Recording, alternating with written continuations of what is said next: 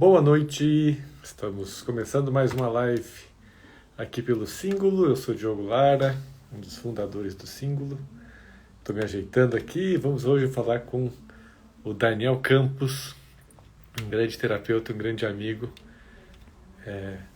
Vamos descobrir aí algumas coisas da vida dele e também saber como ele lidou com questões de racismo na vida dele. Agora ele está morando nos Estados Unidos e vai ser uma conversa muito interessante, eu tenho certeza.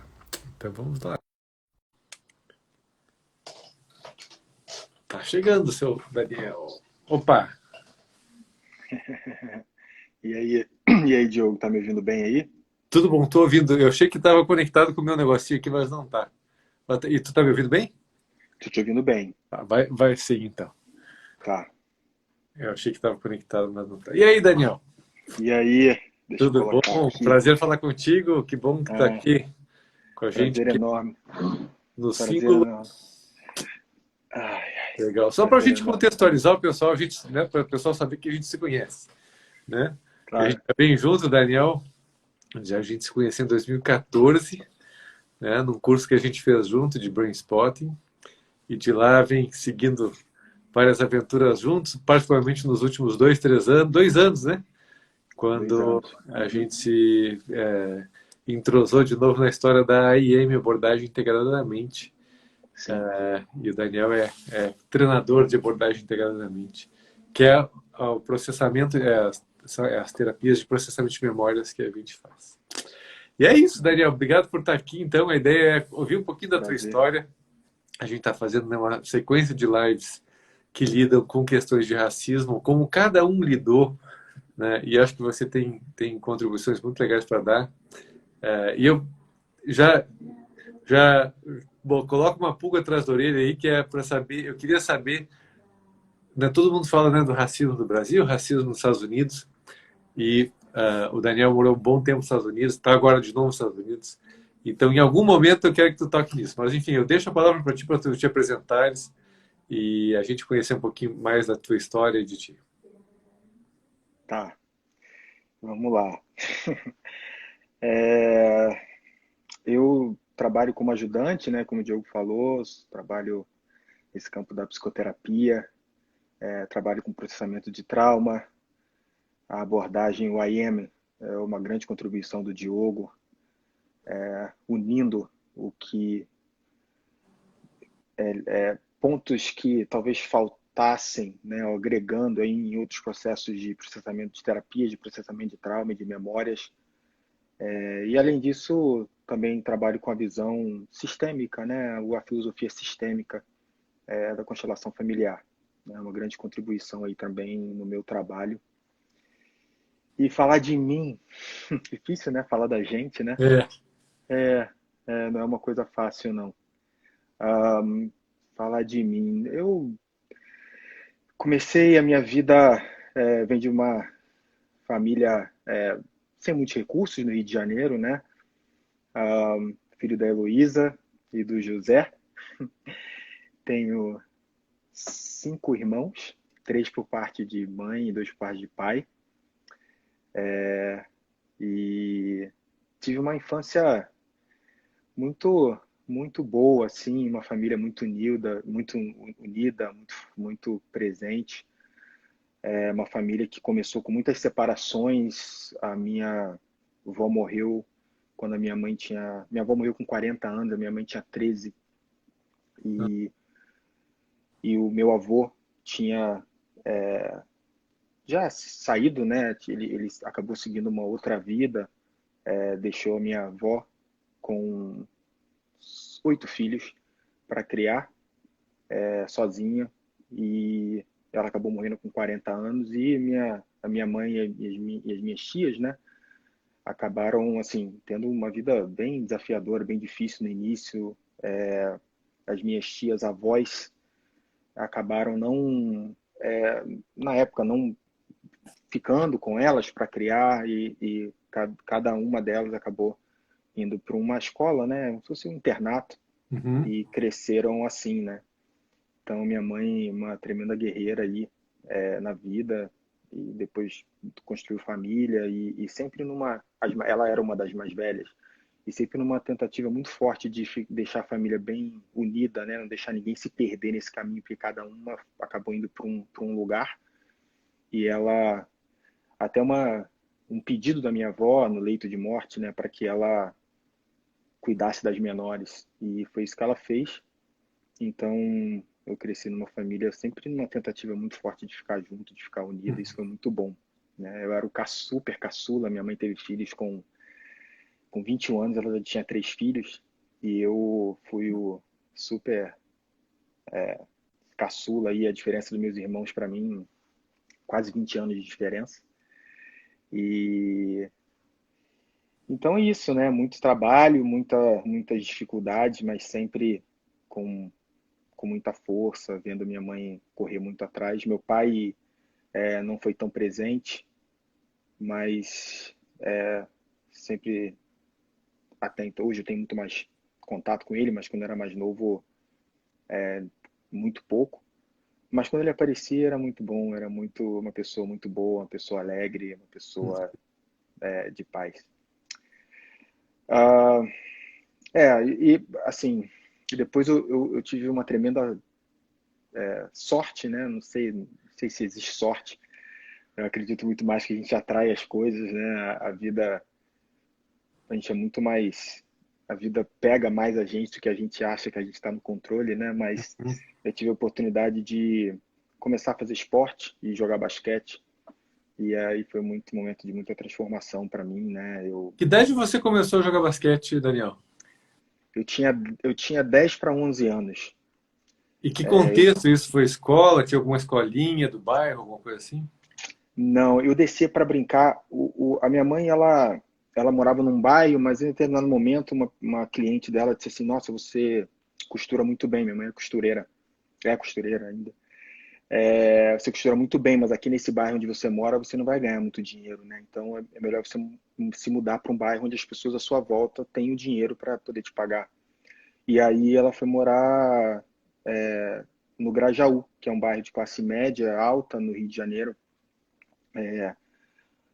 E lá enquanto ela trabalhava, eu descia, né, depois da escola para brincar. Mas como no Rio de Janeiro tem essa coisa onde tem bairros nobres, mas do lado uma favela, um morro e tal, né? E eu descia para brincar na praça e muitos garotos da favela, né, que moravam ali perto.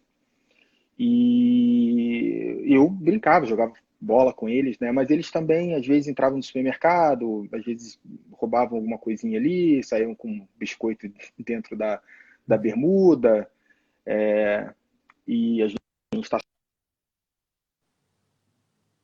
Opa, vai voltar. Perdão, entrou um telefonema aqui. Ah, tá. Não, às vezes É, acontece. e, é, e aí eles entravam para. E aí também estacionava carro ali, né? Porque em volta, eu morava em frente a uma praça. E em volta da praça tinha muito comércio, tem muito comércio ainda, banco e tal. E aí eu estacionava carro também para ganhar uma graninha, né? Enfim. E aí um dia uma cliente da minha mãe, conversando com ela, disse: Olha, eu acabei de passar pelo Daniel, eu estava brincando ali na praça, mas eu queria te dizer uma coisa, eu não acho que é muito seguro ele fazer isso, porque eu já vi aqueles garotos entrando e roubando algumas coisas, pode ser que, e eu, né, os garotos eram negros, e o negro, ela disse, ó, de repente pode ser que levem ele para a polícia, alguma coisa, e ele esteja no bolo, né? Então, não sei se é bom de ficar ali tanto assim, né, brincando tanto. E minha mãe nunca tinha parado para pensar nisso, né? E aí depois disso ela ficou muito preocupada. E na época, então, o meu pai não dava pensão, não pagava pensão, mas ela decidiu que ela ia cobrar, né? Que ela ia então entrar na justiça e ela entrou na justiça e ela começou a receber essa pensão. E ela me colocou tem um clube no Grajaú chamado Grajaú Country Club. E ela me colocou de sócio lá, né? Época comprou, né? Começou a pagar o título lá, né? Porque era a coisa do título, parcelou não sei quantas vezes. E eu Uhum. comecei a entrar a frequentar o clube. Ao invés de descer, então, brincar na praça, na rua, eu ia pro clube. E aí um sábado eu ia sozinho, né? Porque tá, vai brincar lá agora, não brinca mais na praça e brinca lá. E aí eu fui brincar no clube um sábado de manhã e tava tendo uma pelada. de basquete, né, de veteranos, ex-atletas. E aí, no intervalo de um jogo para o outro, eu desci, porque eu vi umas crianças entrando na quadra, eles estavam descansando entre uma partida e outra, e eu desci para a quadra, fazer amizade, né? E aí veio uma mulher, veio na minha direção, me cutucou e disse assim, eu nunca te vi aqui, onde é que tá? O seu pai tá aqui jogando? Eu falei, não. Aí essa mulher me perguntou assim, quantos anos você tem? Eu falei, tenho 10. Ela, meu Deus, eu era muito alto para minha idade, né? Se eu tiver, eu com 12, 13, eu com 13 anos de idade, eu tinha 1,84 m já. Uau. Se eu continuasse crescendo na velocidade que eu estava, eu teria mais de 2 metros. É que eu parei de crescer, chegou um momento que eu parei de crescer. Mas ela falou assim, nossa, você é muito alto, você não quer me jogar basquete? E eu, cara, nem sabia o que que era isso, nunca tinha nem tocado uma bola de basquete. Nesse mesmo dia, eu, eu peguei uma bola de basquete assim e fui para debaixo do aro, joguei a bola, mas eu era tão sem noção que a bola eu não consegui jogar em direção ao aro, né? E eu tava bem embaixo mesmo da cesta, eu joguei ela pro alto e ela subiu, subiu, subiu, ela começou a descer, eu vi que ela tava voltando na minha cabeça, né? Eu saí de baixo assim, muito sem noção, muito sem A noção. estreia do basquete foi assim. Minha estreia no basquete foi assim, jogando a bola pro alto, ela voltando na minha cabeça, né? E aí e aí eu falei, tá bom, né? Basquete, não sei o quê, enfim, não dei muita bola, não. Mas sempre que ela me via, quando é que você vê? Ela era treinadora da categoria de base lá, do pré-mirim. Vem jogar, e eu, não quero jogar, não quero jogar. Mas aí um dia eu resolvi ir lá, né? E comecei a treinar lá, basquete. E era fácil para mim, né? Uma coisa bem interessante, assim. Eu pegava os movimentos com muita facilidade, né? Sei lá, um dom mesmo, né? Uhum. E eu comecei a jogar muito, muito bem, muito rápido. E fui para as seleções brasileiras de base, né? Carioca, joguei na seleção brasileira infanto, juvenil. Saí do Rio com 16 anos com uma proposta para jogar basquete no interior de São Paulo, numa cidade que é bem conhecida no meio do basquete, que é Franca, Uhum. como se fosse considerado um centro do basquete Sim. do Brasil. Fui para Franca com 16 anos. Saí de casa com 16 anos, fui morar numa república com outros 6 garotos também da minha idade. E a gente morava nessa república, a gente ia para a escola, voltava, treinava, enfim, ficava lá nessa república lá. E eu joguei nessa cidade durante 2 anos. Depois eu voltei para o Rio, uma proposta para jogar no Flamengo. Voltei, joguei no Flamengo 2 anos. E no Flamengo conheci um americano que tinha sido contratado, né, para jogar nessa equipe, porque as equipes chamam, né, estrangeiros, americanos para Uhum. fortalecer, né, a equipe. E aí ele me ajudou a conseguir uma bolsa, né, de estudos para vir para os Estados Unidos para jogar basquete aqui. Isso foi que ano aí, mais ou menos? Eu tinha 19 anos, 19 para 20, eu tinha 19 para 20 anos. Foi em 1999. Uhum. É, Já fazia um tempo que vinham os americanos para cá? já fazia um Fazia, tempo. né? Já, desde a época, nossa, isso há, sei lá, acho que desde muito tempo, assim, muito, Uhum. muito tempo. Esse americano até ele tinha acabado de jogar numa equipe do Sul, do Pete Corinthians, né, no Santa Cruz Que é do da minha Sul. cidade, Santa Cruz. É, é. E aí Santa Cruz sempre teve uma equipe muito boa de basquete. Ele tinha acabado É tipo Franca do Rio Grande do Sul, né? tipo Franca do Rio Grande do Sul, exatamente. Ele tinha acabado de voltar de jogar 3 temporadas no Santa Cruz do Sul e foi pro Flamengo, né? Uhum. É que eu me lembro, a época que começaram a vir os americanos lá pro Corinthians, foi uma época que eu estava na adolescência, sou mais velho que tu, acho que. E eu me lembro que daí tinha a história dos americanos que vinham e tal, e foi uma função, né? Então, Uhum. legal. E daí enfim, você fez amizade com ele, fez. E ele que te impulsionou, vamos dizer assim, para ir para os Estados Unidos. Ele que me ajudou muito, ele tinha um contato aqui. E assim, Diogo, a minha vinda pra cá cara, sei lá, acho que é uma outra live aí pra falar sobre isso, porque, cara, Manchetes. cara, Diogo, assim, são coisas assim que assim, são inexplicáveis, assim. É uma história, assim, não sei, se a gente tiver tempo eu Vamos posso lá, não, contar vamos. aqui. Histórias. É Histórias, né? a primeira palavra da nossa live aqui. Então, não, toca a ficha. A ideia é conhecer um pouco tua história mesmo. Enfim, e como é que. E até, né? Histórias, racismo e autoconhecimento. Ou seja, em algum momento seria legal depois ver como é que você lida com isso, mas para mim o central é realmente histórias, né? As histórias que vêm e como isso também foi te gerando autoconhecimento, como é que foi, enfim, você foi evoluindo e foi se encontrando na vida. Essa aí. Então, não temos script. Tá bom. Eu tô interessado em saber como é que foi essa ida para os Estados Unidos. Você tinha 19 para 20, é isso? 19 para 20. Eu não falava nada de inglês, não falava nada, simplesmente nada. E, cara, acho que é a primeira vez que eu vou contar essa história assim, Vamos lá. para tanta gente, né? Mas então ele entrou em contato com um técnico, né, aqui nos Estados Unidos, que tinha sido técnico do irmão dele, e o técnico disse assim: ah, não, se você está dizendo que o garoto é bom, eu confio. E aí tá, ok, então tá tudo certo, Daniel, você vai para os Estados Unidos. Você só precisa passar no vestibular lá, como se fosse um vestibular que eles têm aqui, que é o SAT.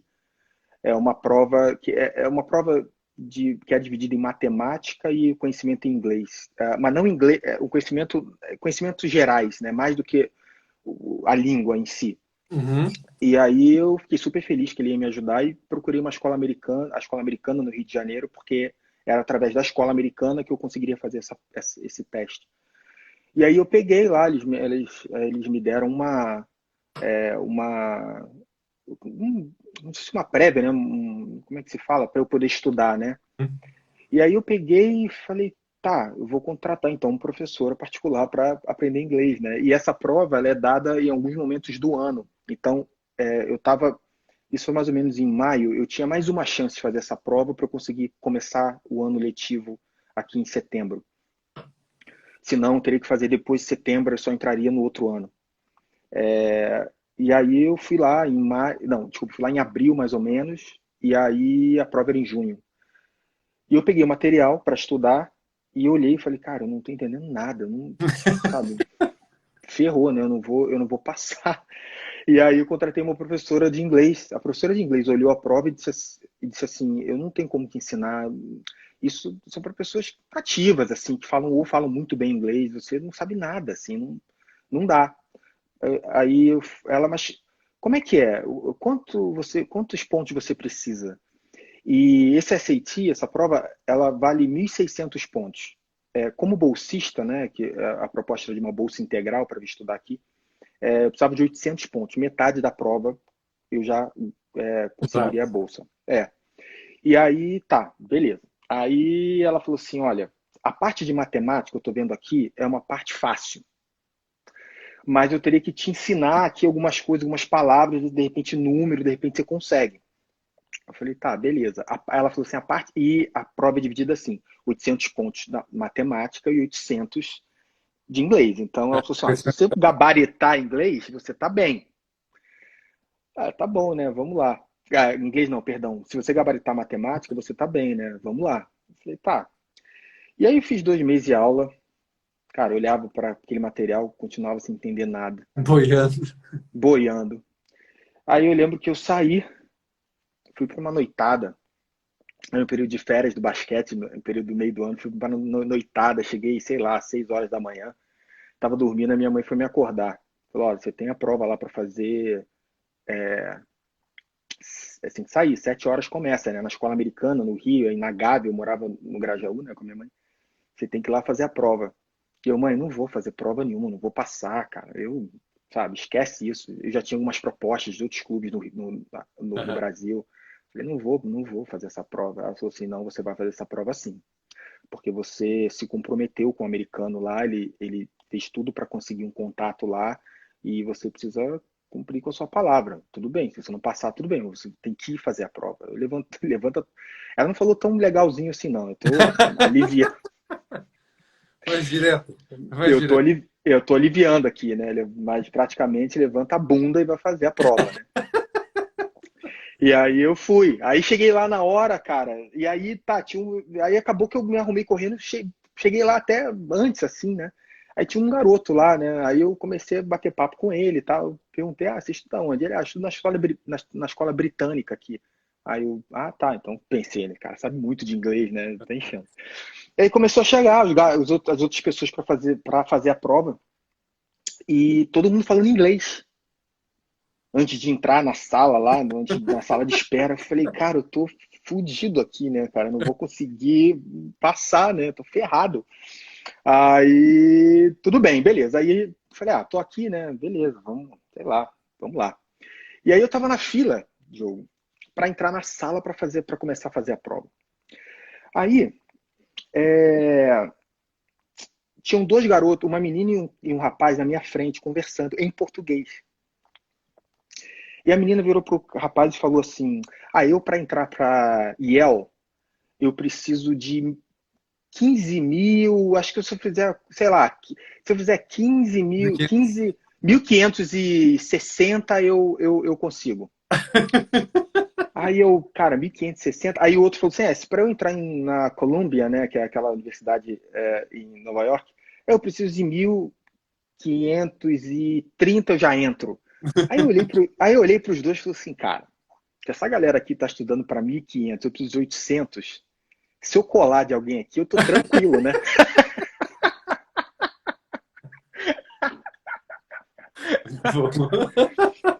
Cara, se eu colar aqui, eu já tô ferrado aqui, não sei nada, né? Mas de repente se eu der uma coladinha aqui de alguém, de repente eu tenho alguma chance, né?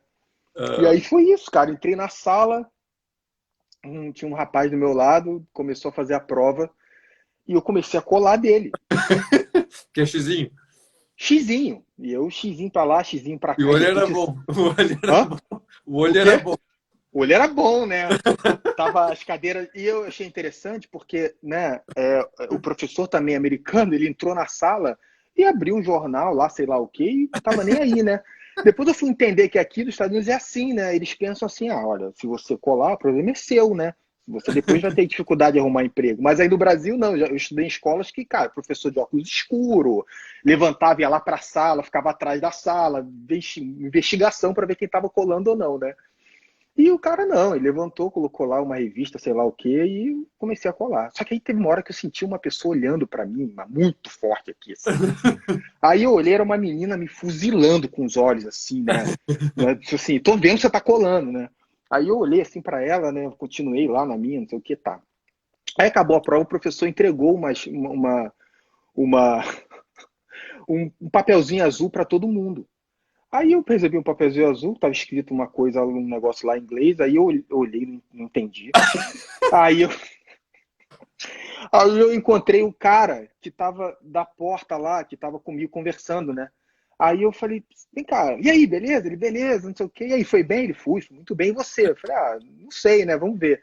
Eu falei, cara, você pode me dizer o que tá escrito aqui? Aí ele me olhou com uma cara, tipo, pô, o cara acabou de fazer uma prova em inglês, não tá entendendo o que tá escrito nesse papelzinho azul. Aí ele, não, tudo bem, né? Pegou o papel, leu e leu assim: é, se você viu alguém colando, liga para esse número aqui, 0800. É o que estava escrito no papel. Aí eu olhei, falei, tá, beleza. Lembrei da garota, né, que estava do meu lado. Falei, cara, essa menina ela vai ligar com certeza para me denunciar, né? Uhum. Enfim, aí depois de um mês lá, eu liguei lá para saber. Tinha uma namorada até na época que ela morava aqui e falava super bem inglês, pedi para ela ligar, ela ligou. E aí eu tinha conseguido 950 pontos. Não foi denunciado pelo jeito. Não fui denunciado. Aí eu liguei pro americano, falei assim, olha, eu consegui passar, cara. Passei, tô 950 pontos. Aí ele, que legal, beleza. E ele falou pro técnico, olha, o garoto lá no Brasil conseguiu passar. Ele tá pronto para ir.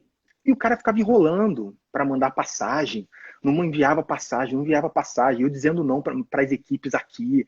E eu preocupado, preocupado, preocupado. Aí, Diogo, eu lembro que eu cresci a minha mãe, ela frequentava uma religião japonesa chamada Igreja Messiânica, e eu cresci desde os 8 anos nessa religião, na prática do jorei, que é um processo de canalização de uma energia e tal, e são uma das práticas dessa religião japonesa. Muito legal, a gente orava em japonês, assim, muito interessante. Eu cresci nessa religião.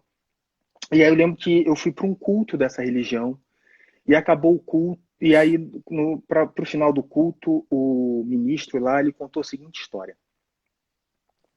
Ele contou a história, não sei se você já ouviu essa história de um discípulo e um mestre que estavam andando. E o mestre estava com muita sede, muito cansado, e disse assim para o discípulo: vamos ali naquela casa ali, vamos pedir um pouco d'água e pedir para a gente descansar um pouquinho na sombra ali. Aí eles foram, bateram na porta dessa casa, uma mulher com uma roupa bem assim, né, rasgada, assim, bem, dava assim, uma pessoa sem recursos também, assim, e uma casa bem humilde também. E aí ele pediu água, ela falou, ah, claro. Aí o mestre perguntou assim, como é que vocês vivem aqui? Ela disse assim, ah, a gente vive de uma vaquinha que tem aqui atrás, essa vaquinha dá leite, essa vaquinha, a gente pega esse leite, faz queijo, é a nossa fonte de renda. Meu marido está aqui, o marido sentado, assim, a gente tem 3 filhos. E aí, o que? Eles beberam água, descansaram um pouco, saíram. Eles deram, sei lá, caminharam assim um pouco, o mestre virou para o discípulo e disse assim, à noite eu quero que você volte lá naquela casa, vai fazer parte, faz parte da sua caminhada, da sua jornada de aprendizado. Eu quero que você empurre aquela vaquinha ribanceira abaixo. O discípulo olhou para ele e falou assim, eu não vou fazer isso. E o mestre falou assim, ok, você tem esse direito. É, é, seria algo que faria parte do seu aprendizado. O discípulo, ok. À noite ele foi lá, de madrugada, empurrou a vaquinha ladeira abaixo. No outro dia, e seguiram o caminho. Meses depois, o discípulo com aquela dor no coração,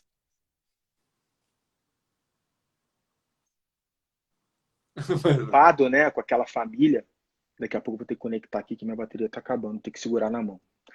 Aí depois de uns meses, o mestre virou pro discípulo e falou assim, tá pronto para voltar lá naquela casa? O discípulo falou assim, vamos lá, né, pelo amor de Deus, vamos ver o que aconteceu lá. E aí, chegando lá, a casa já era uma casa pintada, uma casa diferente da que eles tinham entrado da primeira vez. E aí, o discípulo pensou, ah, claro, né, eles morreram de fome, sei lá o quê, alguém comprou a casa. Eles bateram na porta, a mesma mulher abriu com uma outra, com mais bem vestida, com uma outra roupa, a casa reformada, e ela olhou para o mestre e para o discípulo e deu um abraço neles, profundo, assim, disse assim, olha, eu não sei o que aconteceu, mas vocês nos trouxeram sorte. A nossa vida mudou depois da passagem de vocês aqui. E aí o discípulo achando aquilo muito estranho, e o mestre, o que que houve?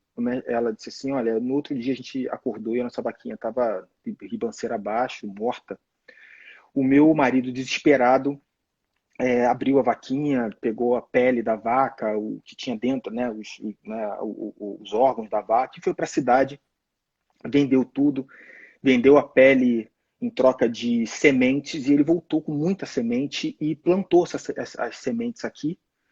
E hoje a gente vive dessa plantação, a gente vende, né, o que a gente planta. E isso gera para a gente recursos muito maiores do que a gente tinha antes. E aí o discípulo olhou para o mestre olhou para o discípulo. E aí o ministro terminou a fala dizendo assim, muitas vezes a gente se segura em, em alguma coisa que a gente acha que a gente não pode perder aquilo. Mas é justamente aquilo que a gente precisa deixar ir para que a gente consiga dar um passo maior, né, na vida e crescer na vida e se desenvolver na vida. A gente fica buscando muitas vezes segurança, onde até escrevi, né? Tem uma fala parecida com a que eu até postei no Instagram, que foi uma fala muito parecida com a do ministro, né? A gente fica buscando segurança quando às vezes a gente precisa dar um salto de coragem Uhum. e desapegar, né? E aí eu voltei, e aí tá, aquilo na hora eu vi e tal, eu voltei para casa. E aí, horas depois, o poder das histórias, né? O poder do que uma história, né? Como é que a história pode tocar o nosso inconsciente. Eu lembrei que eu tinha R$ 3.000 na minha conta só, e eu estava guardando aqueles R$ 3.000 para quando eu fosse para os Estados Unidos para poder trocar dólar. A minha mãe não poderia me ajudar, né? Não teria nenhum membro da família que poderia me ajudar para trocar dólar. E eu estava guardando aqueles R$ 3.000 com tudo, assim. Uhum. E eu falei, quer saber, eu vou comprar a passagem com esses R$ 3.000. Eu entrei, online e comprei. Eu nem tinha computador na época, eu fui numa lan house e comprei a passagem. E liguei pro esse meu amigo, falei, olha, eu tô indo para aí. Avisa o cara aí que eu tô indo para aí, para ele me ver. Então, já que ele tá desinteressado, ele tá meio que fugindo de você, mas então eu tô indo aí. E aí eu comprei, e aí ele, ok. Aí ele pegou, esse meu amigo pegou o carro e foi até lá na universidade falar, olha, você não tá me atendendo, mas eu vim aqui porque o garoto vai pegar um avião amanhã e tá vindo aqui para você ver ele jogar. E aí o cara, não, não, tudo bem, eu tenho até um teste aqui com os outros garotos, aí ele pode participar. E aí eu cheguei lá e fui fazer o teste, só que assim, o meu nível, né, assim, na época era muito alto, porque eu jogava na seleção brasileira, eu tinha um nível para a universidade, né, para a universidade que eu estava, essa possibilidade, o meu nível era mais alto do que o nível do basquete dessa universidade, mas era a única universidade que meu amigo poderia me ajudar. Entendi. E eu cheguei lá e arrebentei, né? Eu treinei 10 minutos, o técnico pediu para eu parar e foi para falar com o meu amigo e disse, olha, sobe lá com ele e assina lá a bolsa de 100% para ele jogar aqui, porque até me desculpe eu ter demorado tanto, mas é porque, enfim, eu recebi muitas propostas de garotos, eu não sabia que ele era tão bom assim. E eu assinei a bolsa e tal, beleza, voltei para o Brasil. Voltei para o Brasil, para arrumar minhas coisas, né? E eu sabia que eu precisava de algum documento para entrar lá. E me mandaram, chegou por e-mail um documento, eu peguei um dicionário e comecei a preencher o que não estava preenchido nesse documento. Preenchi tudo, beleza, chegou, peguei o avião e fui embora, e vim para cá. Cheguei aqui, tinha um cara um assistente técnico me esperando, eu cheguei aqui 2 semanas antes de começar o ano letivo, por conta desses encontros da equipe, né? E aí eu cheguei aqui, eu falei hi, ele me levou para tomar café, eu apontando para né, as fotos No no menu. negócio no menu, e aí né, um ovo, sei lá o que, comi. E aí me deixou no dormitório da faculdade também com um bilhete. Peguei o dicionário, li, o bilhete dizia o seguinte: amanhã tem uma reunião com a equipe e os outros atletas. Eu falei, tá bom, né? Aí, e onde é que era e tal. E eu com o meu dicionário debaixo do braço e fui para essa tal reunião no dia seguinte. Cheguei lá, na quadra lá, e os caras começaram a chegar, oi, tudo bem? Eu estendia a mão para mim, eu cumprimentava e tal, aí o técnico entrou. Quando ele chegou, Diogo, e ele começou a falar, eu não entendia nada. Ali, uma ficha caiu e eu pensei assim, cara, o que eu tô fazendo aqui? Né? Eu não vou conseguir acompanhar nada. Se eu não consigo entender o que o técnico está dizendo, quanto mais as aulas, né? Estudar numa universidade aqui, sei lá, que um dia que eu tava com a cabeça, né? E aí começou a me dar muito nervoso e pensando, vou embora, não tem jeito. E aí, de repente, ele aponta para um garoto e aponta para mim. Esse garoto levanta de onde ele estava e senta do meu lado. E o garoto diz assim, um português quebrado, assim, ele disse assim, com muito sotaque, com dificuldade, ele disse assim, olha, meu nome é Oliver, eu sou francês. Só que a minha mãe casou com um francês há muitos anos e ela foi para a França muito nova, né? E ela nunca falou português comigo. E eu antes eu sabia que eu ia começar a estudar nos Estados Unidos, eu pedi para ela passar 3 semanas no Rio, a família da mãe era do Rio, para eu aprender português, porque minha raiz e tal, eu queria falar português. E esse garoto, então, ele tinha acabado de ficar 3 meses no Brasil aprendendo português. E ele falou: olha, o técnico está dizendo para eu te ajudar Dificuldade. aqui com o que você precisa. Sabe quando você olha para uma pessoa assim, cara, é um anjo, não é uma pessoa, é um anjo disfarçado de pessoa aqui, personificado, sei lá, em que né? Eu não tô vendo a asa dele, mas tem um anjo, né? E eu colei com esse garoto e ele cara, me ajudou com muita coisa, me levava para fazer tudo lá, me explicava. Eu me registrei nas aulas, na internet, e me ajudou muito, muito, muito assim, né? E aí, enfim, né? Eles deram um jeito lá, de o que eu não sei até hoje, mas eles deram um jeito porque eu não sabia nada, né? Eles me colocaram, eu tinha aula de todas as matérias que eu tinha que estudar, sei lá, 5 delas era aula de inglês. E eu Aham, entrava numa sala e entrava numa aula de inglês, entrava numa outra aula de inglês. Eu tinha que, para jogar, eu tinha que ter uma média de nota, né? C, né? Não podia tirar abaixo disso, porque senão eu perdia a bolsa. Eles são bem aham, duros aqui com relação a isso.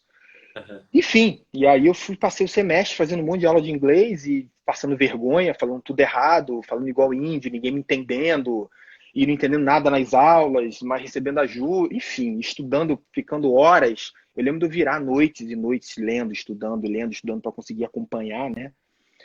Aí chegou no final do semestre, beleza, consegui a nota C lá no nosso sufoco, beleza, vou conseguir continuar no próximo semestre. Aí eu fui me registrar de novo, né? Eu não consegui me registrar.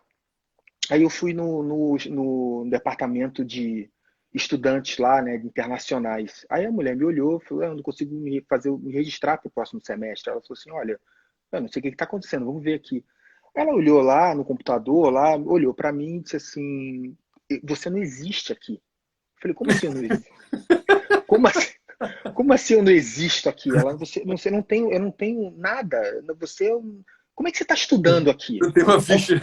Nada. Ela abriu lá uma gaveta com um fichário de todos os estudantes internacionais, nada. Eu era um fantasma. Ela falou assim, cara, como é que você estuda aqui, né? O que está acontecendo? Eu não estou entendendo. Você teve aulas aqui? Eu falei, tive. Ela falou assim, meu Deus, vem cá, como é que você entrou no país? Eu falei, entrei com um visto.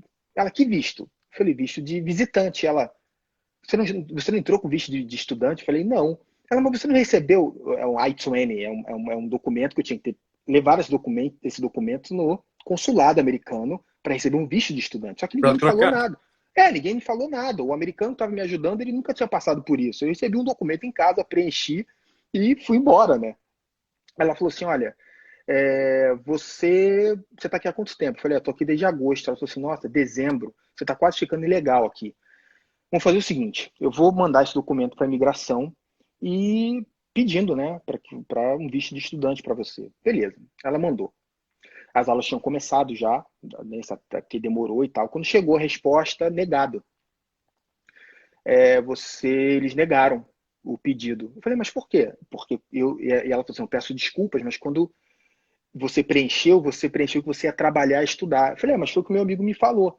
Ela falou assim, não, não, mas trabalhar na universidade, o trabalho que você pode fazer, que é na livraria, que eu fiz muito disso, né? Que abrir, sei lá, o escritório para alguém. São trabalhos de estudantes lá, né? Que na biblioteca, que você não são considerados assim trabalho, é trabalho de estudante, né? Mas aí ela falou assim, não, ele falou que eu ia poder trabalhar e estudar. Ela, não, mas não é esse tipo de trabalho. Só que você marcou aqui, eu também não vi. Se a gente mandar esse documento de volta, você vai ser deportado. Você tem uma chance. Eu vou te dar aqui um outro documento. Você vai ter que voltar no Brasil, ir no consulado, tirar um novo visto e entrar como se você estivesse começando o ano aqui. Eu falei, ok. Aí fui falar com o meu treinador. Ele falou assim: olha, desculpa, eu não posso te ajudar. É contra as regras, eu não posso te dar dinheiro, eu não posso te dar passagem, eu não sei que eu não. Você vai ter que, se você não conseguir se registrar, eu vou ter que tirar a bolsa. Cara, eu fiquei desesperado, né, Diogo? Eu falei, cara, eu não. Pô, vou perder a bolsa e tal. Só que nessa semana, a gente tinha dois jogos, um na quarta e um no sábado. E eu lembro de ir por esse jogo de quarta-feira pensando assim, já era, né? Mas já que eu tô aqui, né? Vamos jogar, né? Uhum. E eu joguei muito bem. Eu fiz mais de 30 pontos nos dois jogos e fui considerado novato da semana. Acabou o segundo jogo, o treinador virou para mim e disse assim: eu quero conversar com você segunda-feira no restaurante português que tem aqui.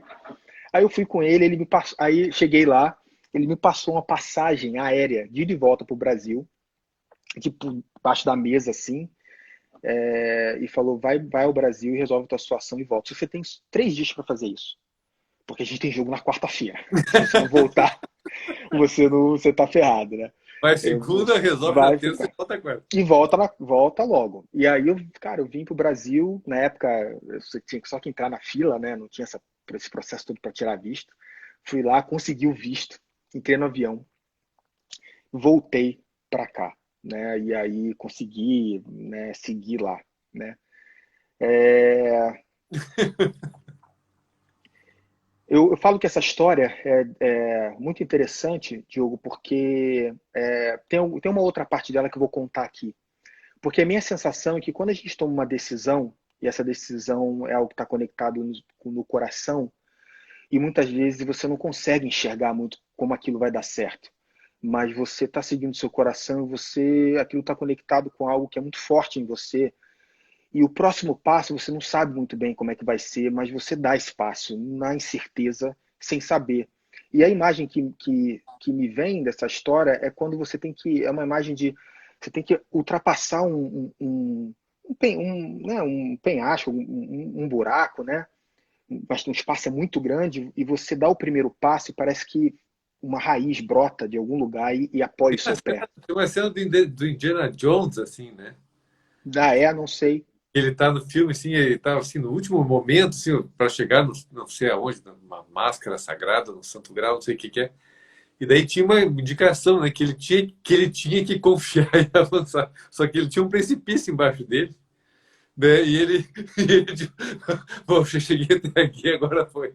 E ele dá esse passo e daí se cria, né? Surge uma ponte, assim, né? Quando ele dá o É, passo, surge a ponte. é, é isso, assim, essa é a imagem Um que vem salto de assim para mim, fé. salto de fé. É. E assim foi. Aí aí eu acabei me transferindo de universidade porque eu tive uma outra proposta e fui para essa outra universidade que era melhor, eu estava super feliz.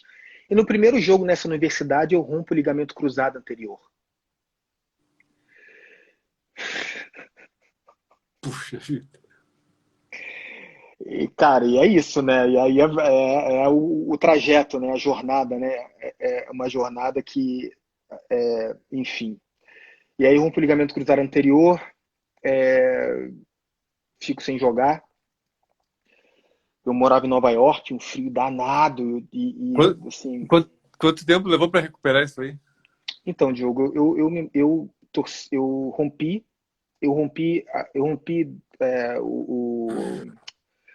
o exame, a ressonância, mostrou que eu tinha rompido 2/3 do ligamento, né? E aí um médico, eu tive algumas consultas, né, com 2 ou 3 médicos, um médico disse para eu não operar, para eu usar uma joelheira e fortalecer a musculatura da perna, que alguns jogadores conseguiam jogar assim. E os outros disseram para eu operar mesmo assim. Eu decidi não operar. E aí fiquei um ano me recuperando, voltei no ano seguinte. Mas olha só que interessante, olha como a vida é interessante. A minha bolsa de estudos eram 4, eu poderia jogar durante 4 anos na universidade. E eu teria que me formar em 4 anos, porque é o período da bolsa. Só que eu estudei o primeiro ano, no meu segundo ano eu me machuquei nessa outra universidade. Então, nesse ano aqui, eu não joguei. E como eu não joguei, eles têm uma regra aqui que se acontece alguma coisa e esse atleta ele não joga, mas ele não perde o ano. Então, eu estudei o ano e não perdi um ano. Então, depois desse ano, eu ainda tinha mais 3 anos. O meu primeiro ano aqui foi quase nulo. Foi um ano só para aprender inglês, né? Se eu tivesse só 4 anos, eu não teria me formado aqui, porque eu não daria conta, né? O joelho foi aliado, então. Um tremendo aliado. Só que Olha na só, hora você não enxerga isso, né? não Na enxergo. hora, na hora você acredita que, sei lá, né? Tá tudo errado, né? Como é que pode, né? Depois de toda essa caminhada, toda essa É. jornada, acontece isso e eu ainda posso perder a bolsa. Eu fiquei muito mal, né? E aí, mas é isso, me recuperei, voltei a jogar, mas aí depois de 2 anos eu acabei rompendo todo o ligamento. E aí, Diogo, quando eu rompi, eu vim de férias ao Brasil, essa é a última parte da história minha aqui nos Estados Unidos. Eu rompi o ligamento, eu fiquei um ano, né, me recuperando, fiquei um ano me recuperando, eu joguei um ano, fiquei um ano me recuperando, joguei o terceiro ano, e entre as férias, entre o terceiro e o quarto ano, eu fui ao Brasil. Fui ao Brasil. E aí estava me mantendo em forma, eu acabei de romper o ligamento, aquela parte, né, que ainda faltava, eu rompi. E eu ligava para o meu treinador e ele não conseguia, o treinador não conseguia, ele não me atendia. Eu ligava, não atendia, ligava, não atendia, não encontrava. E eu falei, quer saber, eu vou dar um jeito, né? E fui falar com o ortopedista e o ortopedista disse o seguinte: quando é que começa a sua temporada lá? Começa em novembro. E vai até quando? Vai até março. Ele falou assim: olha, se você operar agora, isso era mais ou menos em julho. Se você operar agora, você tem tempo de se recuperar até dezembro, né? 6 meses de recuperação, e você pode voltar em janeiro a jogar. Aí eu pensei assim: ah, então tá bom, né? Beleza, só vou perder os primeiros 2 meses e volto em janeiro. Eu opero aqui, trato nos Estados Unidos e volto a jogar em janeiro. O técnico não vai ligar muito para isso. Mas eu queria falar com ele, ele não atendia, Diogo. Ele não atendia de jeito nenhum, né? E eu, mas mesmo assim, eu falei, esse é o plano. Marquei a cirurgia. Mas muito nervoso não ter comunicado ao meu treinador isso, né? Na noite, na tarde, era mais ou menos umas 6, 7 horas. E é muito interessante contar essa história. Eu não vou poupar nada dessa história, eu vou contar tudo, né? Não tem, sei lá, eu tô aqui, vamos lá, né? Vamos lá. E outra A coisa, minha... em algum momento, se acabar a live, eu salvo ela e começo de novo. Beleza, beleza, beleza, Temos tempo, não temos travas. beleza. A minha irmã, ela é médium, Diogo. E ela é um médium espírita, ela é médium. E eu muito angustiado, né? Muito angustiado, ela incorporou dentro de casa uma entidade. E a entidade falou assim, olha, você... eu falei, e aí eu muito preocupado, a entidade disse assim, faz uma oferenda de frutas e coloca numa encruzilhada que tem lá no Grajaú, né? E eu fiz, cara, isso 7 horas da tarde. Meio claro, não, estava de noite, mas na hora era 6 horas, mas estava anoitecendo, mas uma hora de muita movimentação, né? E ela disse assim, coloca uma e coloca lá e pede ajuda. Eu falei, tá bom, né? Desci no supermercado, comprei as coisas, né? E, e, falei, mãe, vamos comigo, né? Aí ela, tá bom, vou com você. Aí, Diogo, a gente desceu 7 horas da noite para eu colocar lá a oferenda lá. Eu tava desesperado, precisando, né, de ajuda. Falei, cara, vou fazer tudo, né? E, né, minha irmã, uma pessoa que eu confio, cara, vou acreditar, né? E fui lá com fé, lá, coloquei lá. Mas foi engraçado que a minha mãe, como ela é costureira no bairro, todo mundo conhece ela, né? Conhece ainda, tá viva. E aí, mas ela não atua tanto, mas na época eu ainda atuava muito, né? E aí eu lá colocando, orando, mas tem uma hora que eu olhei pro lado e falei, cara, cadê minha mãe, né? Eu olhei, minha mãe tava no orelhão, fingindo que tava falando no telefone.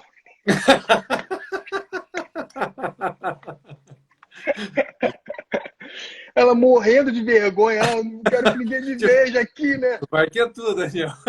Segura aí segura essa bronca aí, porque sei lá, A né? pena é tua, mas eu não vai que... Ela falou, olha, eu atendo, eu tenho vários clientes evangélicos, eu não sei o que vão pensar de mim aqui fazendo uma oferenda às 7 horas da noite na encruzilhada aqui no meio do bairro, né?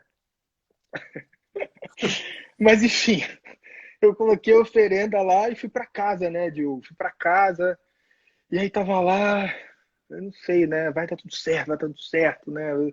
Aí uma hora minha mãe falou assim, liga pro seu técnico, liga pro seu treinador aí agora. Aí isso já tipo, sei lá, 10h30 da noite. Eu falei, tá bom. Tá me avisando aqui que tá acabando a bateria. Deixa eu segurar aqui um pouco na Bota ali, boa. bota ali. E aí ela falou assim, Liga lá. liga pra ele agora. Aí eu liguei pra ele e ele tava muito barulho de vento, ele tava dirigindo. Aí eu falei assim, olha, eu tenho que te falar alguma coisa, mas tá tudo resolvido, tá? Eu acabei de romper o ligamento que eu já tinha começado lá 3 anos atrás, toda aquela história, eu rompi aqui treinando, me preparando. Mas já tá tudo resolvido, eu vou operar amanhã e chego aí, faço a minha reabilitação aí, e em janeiro eu já posso jogar. Cara, Diogo, eu escutei o no mais alto da minha vida. Ele disse assim, não, berrou no telefone. Ele falou assim, se você operar aí, o seu plano de saúde aqui, ele não vai cobrir a sua reabilitação. Se você operar e chegar aqui operado, eu vou ter que suspender a sua bolsa e te mandar embora. Cara, eu liguei, tá bom, né? Ele falou assim, vem pra cá e recupera aqui. Você recupera aqui, tá tudo bem. Opera aqui e se recupera aqui. E aí caiu a ligação, né? E eu tentando ligar para ele de novo, não conseguia, porque ele estava na estrada. E aí eu peguei ele num ponto lá que ele tinha sinal, né? E aí eu liguei pro médico, 11h30 da noite, e disse assim, olha, não vou operar amanhã, porque senão eles não vão pagar a minha fisioterapia lá. Aí o médico, tá, E o ok, pessoal, tudo bem. Aí eu não operei, voltei para cá, operei aqui e recuperei, aí pude terminar, jogar meu último ano e me formar. Depois de 5 anos, né? Eu me formei aqui. Então, enfim, é uma história que eu jogou volto. bem? Eu joguei bem, meu último ano eu estava recuperado, aí fiz a cirurgia legal, e aí me recuperei. E aí eu joguei tão bem que eu resolvi continuar, né, a carreira um pouco mais. Falei, cara, tô muito novo para parar de jogar. Tinha 25. Falei, não vou ficar trabalhando aqui não, vou voltar, né, para jogar. Tinha algumas propostas, alguns agentes e tal. E Uhum. aí eu voltei para o Brasil para jogar. Aí joguei 6 anos de basquete profissional no Brasil. E com 31 eu resolvi voltar para cá, para os Estados Unidos, para fazer o mestrado em psicologia clínica. Aham. Aí eu voltei para cá para fazer o mestrado em psicologia clínica. Eu vi que com 30 anos eu não ia ficar rico com basquete e que em algum momento eu tenho que fazer essa transição de carreira. E também eu escolhi a psicologia porque pelas minhas questões, né? Esses meus anos jogando tinham sido anos muito desafiadores para mim emocionalmente. E eu falei, cara, eu quero, sei lá, eu quero ajudar, né? Eu quero estar nessa posição de poder ajudar as pessoas. Mas, enfim, olhando para minha vida, eu acho que eu sempre, de algum jeito, sei lá, eu acho que eu já estava fazendo isso sem saber que estava, assim, eu já tinha. E aí, falando sobre preconceito, né? Em algum momento você pediu para eu entrar, né? Me convidou, né, para falar nisso. Hum? O meu desconforto, a minha insatisfação, meus questionamentos de vida começaram com minhas questões, né, as questões raciais, né? Eu comecei a perceber que tinha uma desigualdade, né? Então eu cresci nesse bairro que eu comecei a falar no início, né? E depois que minha mãe colocou meu pai na justiça e começou a receber pensão, ela me colocou em escolas particulares. Eu era o único negro. E quando ela me colocou no clube para jogar, eu também era, na época, sei lá, tinha mais um, eu acho, não sei. E eu me lembro de que um dia eu comecei a jogar com 10 para 11. Eu lembro que com 11 anos, eu cheguei um dia para minha mãe e disse assim, perguntei para ela assim, mãe, por que que eu não sou branco? Por que que eu não tenho os olhos azuis igual um coleguinha lá, né? Por que que a gente não tem dinheiro? Por que que eu não consigo comprar um tênis legal? Eu não entendo isso. Eu sou um dos únicos lá e eu não sei, por que que eu não sou assim? Eu já percebi que tinha né, algum tipo de privilégio, né? Eu lembro que, né, a quem as menininhas gostavam eram homens brancos, né? Aquelas bandas, né? De Kids on the Block, né? E todos brancos, de olhos azuis ou loiros, né? E as novelas também, os galãs, né? Os filmes. E eu falei, cara, por que que eu não sou assim, né? Também, né? Seria melhor se eu fosse assim. Minha mãe me deu uma lição, né? Eu lembro como se fosse hoje. Ela basicamente, resumidamente, ela disse que isso não dizia quem eu era, né? Que o meu caráter, né, era muito mais importante do que isso, os meus princípios, né, quem eu sou internamente, isso que é o importante na vida, né, do jeito dela, né, foi me explicando do jeito muito bonito, mas basicamente foi isso, assim, né, que não é a cor da pele, mas e sim quem é você por dentro. E aquilo acalmou meu coração um pouco, mas eu fiquei muito angustiado com isso e eu ouvia falar de Deus, e eu queria saber que Deus é esse, então, né? Que Deus é esse que é capaz de ter uma pessoa que nasce sem perna, uma pessoa que nasce num lugar muito pobre, uma pessoa que nasce com uma doença Ou que mundo é esse? Que Deus é esse, né? Que se ele é puro amor, e por que isso existe então? Eu não entendia isso, era muito complicado para mim compreender isso. E eu já frequentava, né, essa religião japonesa, e lá eles falavam sobre reencarnação. E aí a ideia da reencarnação fazia sentido para mim, né? Porque eu pensava, pô, se tem uma vida só e as pessoas nascem com essas diferenças, então o que acontece depois? Qual é o sentido disso tudo? Nascer ferrado e morrer ferrado, sabe? Não entendia isso, né? E aí Uhum. depois você vai pro céu, pro inferno, aí você vai pro céu e faz o que no céu? Fica lá no céu para sempre, fazendo o quê, né? Ou você vai pro inferno e vai pro inferno fazer o quê lá? Você fica lá sentado fazendo o quê? Qual é o sentido disso, né? E você tem uma chance só, e se você já nasce com sérios desafios, dificuldades, qual o sentido disso tudo? Eu ficava muito angustiado, Diogo. E eu Uhum. comecei a frequentar religiões lá, eu tinha um amiguinho, Bolinha, Bolinha era evangélica, e eu pedi para ele me levar no culto lá da religião dele para eu ouvir lá qual era a explicação que eles davam. Tinha uma parte da minha família que era que era uma tia minha era mãe de santo no Candomblé e eu quis ir também para conhecer e ficava lá olhando, né? E tinha uma igreja na praça onde eu morava, tinha uma igreja católica. Eu ia nos cultos também da igreja ouvir o padre. Né? Eu queria saber o que as religiões diziam sobre isso. Para mim, a resposta estava lá, né? Não tava, só podia estar lá. Enfim, tinha 12 anos de idade. Ah, mas eu percebo que esse meu desconforto e essa necessidade de entender o mundo, entender o porquê das coisas, com certeza me influenciou para estar onde eu estou hoje, né? Porque muita gente me pergunta, né? Você saiu de um ex-atleta para trabalhar como terapeuta? Como assim, né? O que te motivou a fazer isso, né? E eu Uhum. fico pensando que, na verdade, eu sempre tive esse desconforto dentro de mim de querer compreender as coisas, o sofrimento humano, né?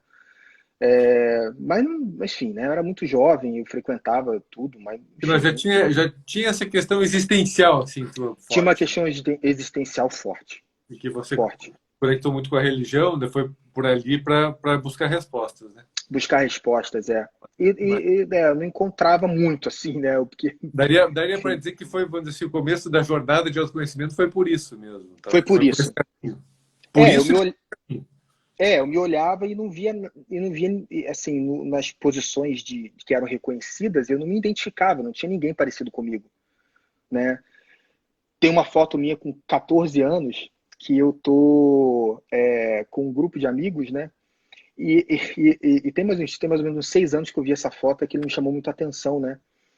Eu tô com a boca um pouco fechada, assim, como eu tô fazendo aqui agora, porque não sei porque eu achava a minha boca gigantesca, assim, né? Era uma coisa adolescente também, né? De olhar pro corpo, né? E ter essa coisa de uma visão Adolescente é uma distorcida. fase que só vê defeito. Eu via a minha boca, a minha cara era a minha boca, né? Então eu tinha que tirar foto com a boca mais ou menos fechada, né? Porque para mim, né? A beleza eram traços finos, né? E eu não tinha esse parâmetro de beleza que eu via. Então eu preciso fazer alguma coisa para ficar bonito, né? E aí eu vi essa foto e falei, caramba, cara, olha como inconscientemente isso me afetava, né? Por mais que é até uma coisa que eu nem sabia o quanto, né? Mas aí enfim, olhando essa foto, eu vi que me afetava muito, né? Então, enfim. Legal. Daniel, deixa eu falar, falta 1 minuto e 7 segundos aqui. Eu acho que eu vou encerrar agora, salvar. Daqui a Tá? 2 ou 3 minutos eu chamo de novo aqui. Pra gente continuar Beleza. o papo. Combinado? Beleza, tá bom. Combinado. Beleza. Combinado. Tchau.